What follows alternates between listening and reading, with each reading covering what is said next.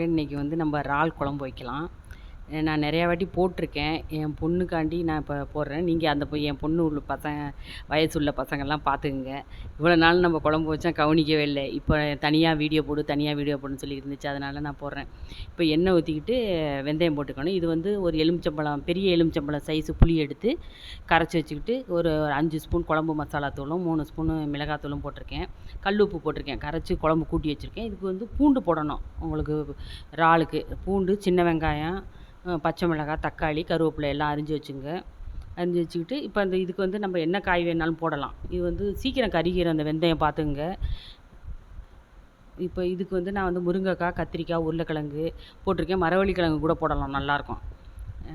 போட்டோம்னா சூப்பராக இருக்கும். இறால் குழம்புக்கு மரவள்ளி கிழங்கு போட்டாலும் இல்லை, அதனால் போடலை. இது மாங்காவும் நான் போடலை, இது பழுத்துருச்சு. இந்த பாருங்கள், இறால் வந்து நான் முன்னாடியே க்ளீனிங் வீடியோ போட்டிருக்கேன். நான் அதனால் அதை போடலை.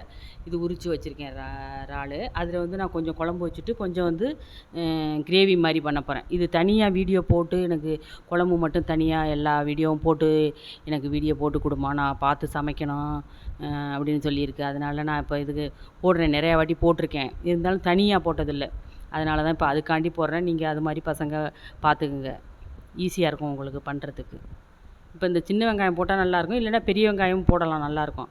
இது வந்து இறால் குழம்புக்கும் நண்டு குழம்புக்கும் பூண்டு போடணும், மீன் குழம்புக்கு போட வேண்டியதில்லை. இப்போ நான் 2 தக்காளி, நல்ல பழமான தக்காளி அதுவும் போட்டிருக்கேன். பூண்டு, பச்சை மிளகாய் எல்லாத்தையும் போட்டு நல்லா எண்ணெயில் போட்டு வதக்கி நல்லா வதங்கினோடனே அப்புறம் இந்த குழம்பு கூட்டி வச்சுருக்கோம்ல அதை எடுத்து ஊற்றணும்.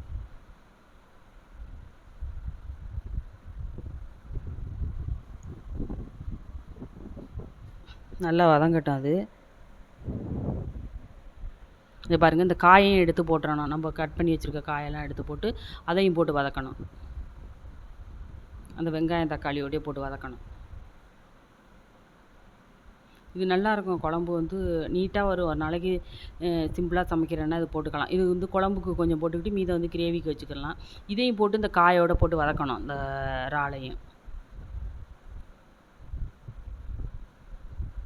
இது தேங்காய் அரைச்சி ஊற்றுறேன்னா ஊற்றலாம். நான் தேங்காய் ஊற்ற மாட்டேன். இதுக்கு தேங்காய் நீங்கள் ஊற்றுறேன்னா அந்த குழம்பு நல்லா கொதித்து இறக்க போவையில் ஒரு கொஞ்சோண்டு தேங்காய் அரைச்சி ஊற்றிட்டு ஒரு கொதிச்சோடனே, ரொம்ப கொதிக்க விடக்கூடாது, ஒரு கொதிச்சோடனே இறக்கிடலாம். நல்லாயிருக்கும். அது கூட நாங்கள் அவ்வளோவா தேங்காய் ஊற்ற மாட்டோம். இப்போ இந்த கூட்டி வச்சுருக்க புளி இந்த குழம்பு மசாலாத்தூள், மிளகாத்தூள், கல் உப்பு எல்லாம் போட்டு கரைச்சி வச்சுருக்கோம்ல, அதை எடுத்து ஊற்றிட வேண்டியதான். அவ்வளோதான், முடிஞ்சிச்சு வேலை. அது பாட்டும் கொதிச்சுக்கிட்டு இருக்கும். இந்த காயெல்லாம் இந்த இறால் எல்லாம் வெந்து நல்லா வத்தட்டும் கொஞ்சம். இது வேலை முடிஞ்சிச்சு, மூடி வச்சுக்கலாம். இப்போ கிரேவி பண்ணிடலாம் இனிமேல். இப்போ பாருங்கள், இதை வந்து நம்ம உரிச்சாச்சு. இன்னொரு வாட்டி ஒரு மஞ்சத்தூள் போட்டு அலசிக்கலாம். இப்போ இந்த அலசி வச்சாச்சு. இதில் மஞ்சத்தூள், இது மிளகு, சீரகம், சோம்புத்தூள் இதெல்லாம் அரைச்சி வச்சுக்கிட்டோம்னா நம்மளுக்கு டக்குன்னு ஈஸியாக இருக்கும் செய்கிறதுக்கு. மிளகாத்தூள் இது ரொம்ப காரம், அதனால் நான் 2 ஸ்பூன் போடுறேன். இது வந்து குழம்பு மசாலா தூளில் ஒரு ஸ்பூன் போட்டுக்கலாம். போட்டுக்கிட்டு இதுக்கு வந்து நான் 3 தக்காளியும் 3 வெங்காயமும் அரிஞ்சு வச்சுருக்கேன், பெரிய வெங்காயம் 3.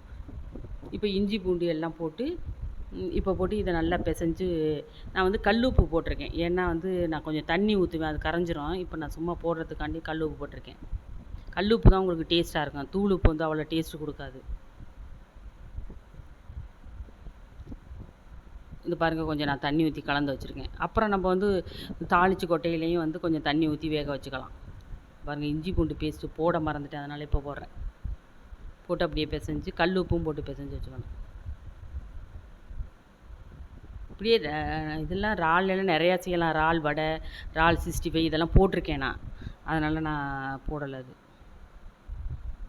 இப்போ இதுக்கு சோம்பு போட்டுக்கணும். பெருஞ்சோம்பு இருக்குல்ல, எண்ணெய் ஊற்றிக்கிட்டு பெருஞ்சோம்பு போட்டுக்கணும். நான் தேங்காய் எண்ணெய் ஊற்றிருக்கேன், அது நல்லாயிருக்கும், ரொம்ப டேஸ்ட்டாக இருக்கும்.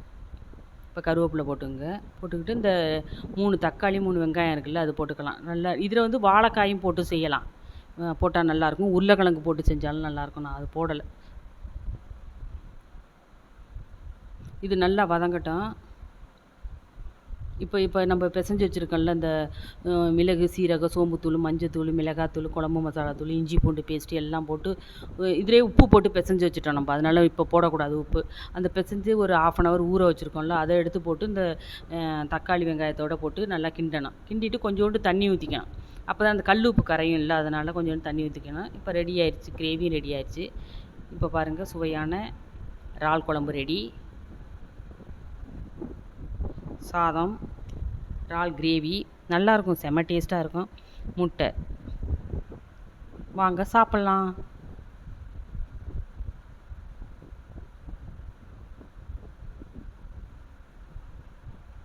சிம்பிளாக ஈஸியாகவும் போயிடும் இந்த சமையல், நல்லாவும் இருக்கும். நம்ம இந்த பசங்களுக்கு வந்து இந்த மிளகு, சீரகம், சோம்புத்தூள் அரைச்சி கொடுத்துட்டோம்னு வச்சுங்களேன், அதுங்களுக்கு ஈஸியாக இருக்கும் சமைக்கிறது. ஃபஸ்ட்டு சமைக்கிறது தானே, அதனால் ரொம்ப ஈஸியாக இருக்கும்.